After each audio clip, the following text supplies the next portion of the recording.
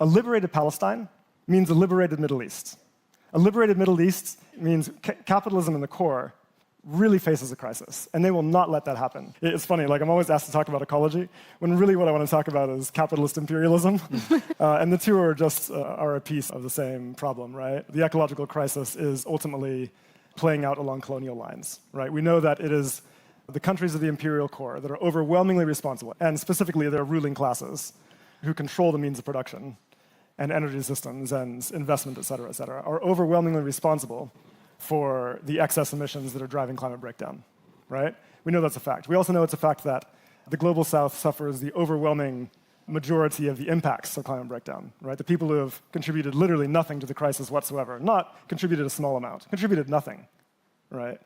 And it's not just, of course, climate breakdown that we face. There's also other dimensions of the ecological crisis. And here, too, we see the same thing playing out. When it comes to excess material use in the world economy, overwhelmingly, it's due to excess material use and accumulation in the imperial core. Half of the material use that's used in the core is net appropriated from the periphery, from the territories of the global south, right? Which causes severe damage. You don't see this damage in Sussex or in Finland. You see it in the Congo.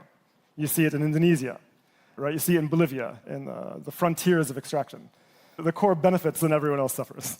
The ecological crisis represents processes of colonization and appropriation, and also is a disaster that's playing out along colonial lines. I think that's really important to spell out. And if we're not attentive to those colonial dimensions, I really think we're fundamentally missing the point.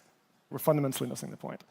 The other thing I want to point out here is that we're in this incredible paradox, right, where the world economy, we know, is just massively productive. Like, our productive capacities are incredible. Think of the scale of the labor that humanity has at its disposal, the resources, the technology, the factories, the energy, the materials. Incredible amounts of production to the point of breaking past ecological limits. And yet, the vast majority of the human population lives in conditions of massive deprivation. 80% of the population can't meet basic needs. So what explains this incredible paradox? It's ultimately our system of production. The social and ecological crisis that we face, which appears unresolvable, is ultimately a symptom of our system of production, capitalism, where our productive capacities, our incredible productive capacities, are organized overwhelmingly around what is most profitable to capital and what can most facilitate accumulation in the core, rather than what is obviously necessary to meet human needs and achieve our ecological objectives. And so we're in this wild place where it's like, oh, solving poverty is just going to take generations, right? If we're lucky, we'll get people above $1.90 a day by the end of the century, right? The climate crisis, who can figure out how to solve this? It seems intractable. None of this is true. It's lies. These are problems that can be very easily solved and very quickly. The problem is that we don't have control over our own productive capacities because we don't have an economic democracy, right? Some of us live in political democracies where from time to time we get to elect government officials. But when it comes to the economic system, not even the pretense of democracy is allowed to exist.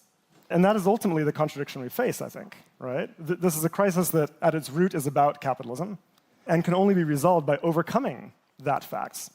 And the antidote to capitalism is economic democracy, that we should have collective democratic control over what we are producing, what the goals of our production are, who benefits from our production, and so on.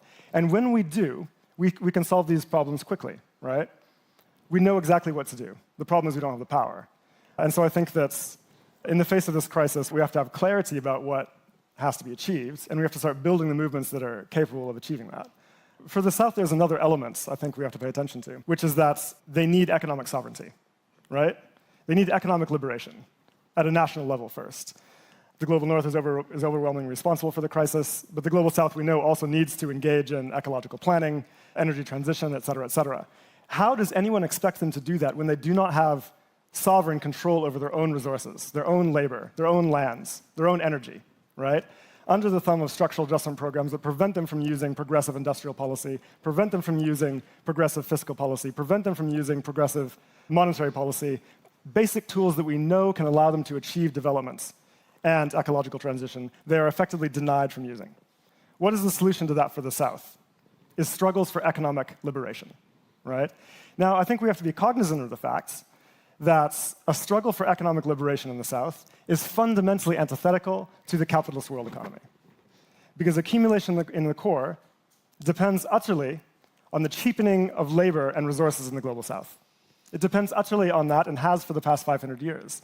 And so any attempt by liberation struggles in the periphery to achieve economic independence, to use their own resources for their own development, for their own ecological transition, for their own human needs, is destabilizing for capital in the core. And capital reacts with the most extraordinary violent backlashes. We see it happening all the time. Now it is Palestine, before it was Libya, before it was Iraq, before it was Chile, before it was Indonesia, before it was the Congo. It will never stop. It's over and over again. And I think the situation in Palestine right now, we have to understand, is not primarily a moral one. That's how we think of it. But that is not how capital thinks of it. For them, it is a matter of suppressing and crushing liberation movements, because a liberated Palestine means a liberated Middle East. A liberated Middle East means capitalism in the core really faces a crisis, and they will not let that happen. And they're unleashing the full violence of their extraordinary power to ensure it doesn't. And so I think that's really what we face, right? It's the world system dimension of the violence that we're seeing. And we have to be cognizant of that, and our struggles and our resistance have to be in proportion.